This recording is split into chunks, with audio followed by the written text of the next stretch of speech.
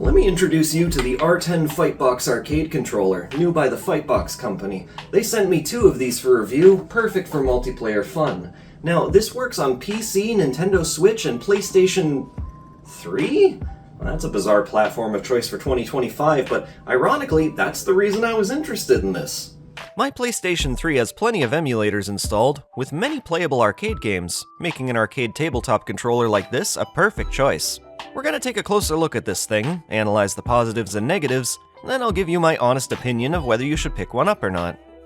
Upon first unboxing the controller, I noticed that it was packaged very well, so you won't have to worry about any damage on delivery.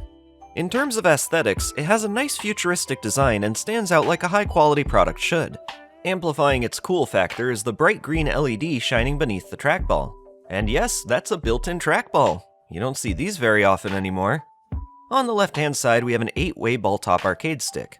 I actually didn't know whether it would be 4-way or 8-way, as none of the marketing mentions that, as of this date anyhow. I imagine that'll change over time.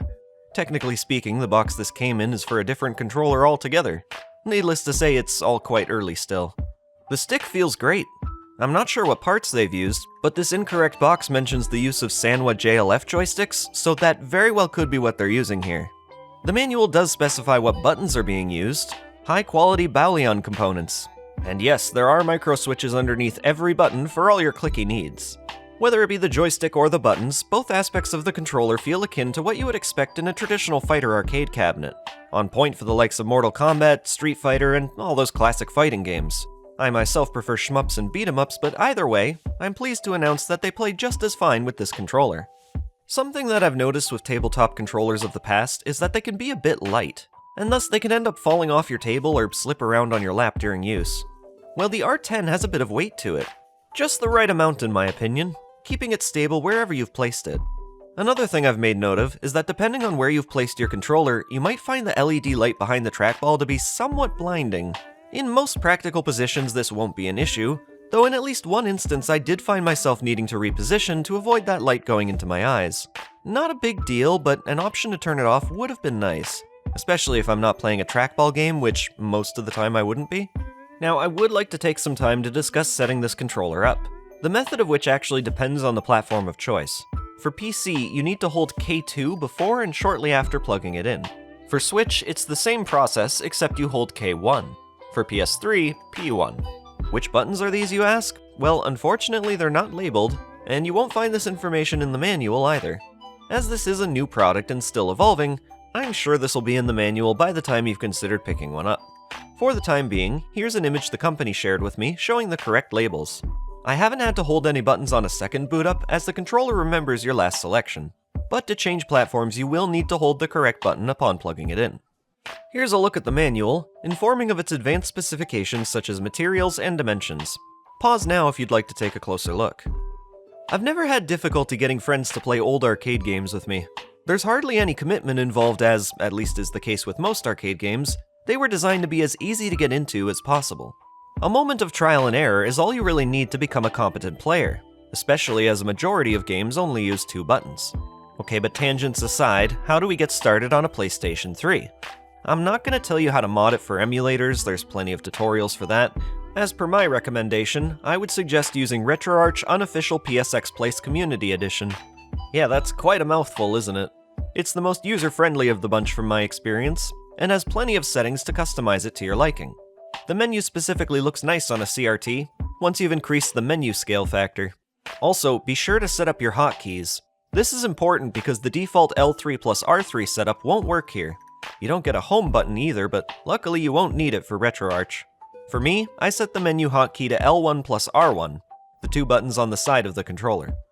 I was surprised to find out that the trackball worked right out of the gate, despite no trackball games actually exist on PS3, at least to my knowledge. It even works on the XMB, how about that? No, it doesn't do anything for standard PS3 games, but the stick and buttons work as they should no matter what's running. Alright, so here's where things got a little weird. The controller was working great until the joystick stopped responding. After some random plugging and unplugging, I would usually get it to work, but this was short-lived, and I would then find myself once again with a non-functioning joystick. Here's a game my wife introduced to me, Cadillacs and Dinosaurs, a supremely popular game in Bangladesh for some reason. We were having a blast until, of course, the joystick stopped working. Great, so it's being weird again. No, it stopped working altogether! For a time, I thought it had broken. But I got in touch with the FightBox company and they gave me step-by-step instructions to restore the joystick to working order. Note that I did have to connect it to my PC for that.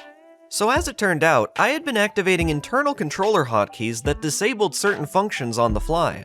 I informed the company that these hotkeys being so easily triggered contributes to a poor user experience, and they agreed. Yeah, I'll say it again, this is a new project, and I'm the first person to report these issues. They've assured me that they'll work around this so that it isn't a problem forthcoming. Considering they've been very helpful throughout this whole ordeal, I do have confidence in them to deliver on that front. Once all the bugs and tweaks have been figured out, I believe the R10 controller would be a worthy investment for your arcade room.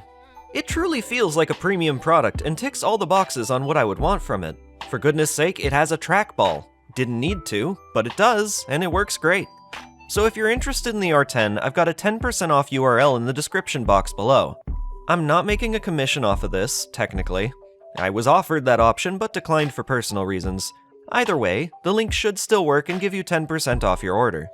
FightBox suggested I mention that if you're shipping to the US, Canada, UK, EU, Australia, or Japan, they'll provide free shipping, and there will be no customs duties or tariffs applied to your order.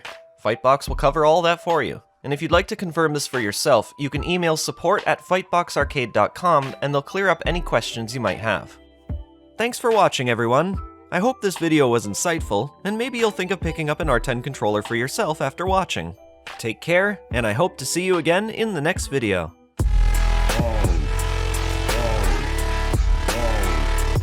Yeah.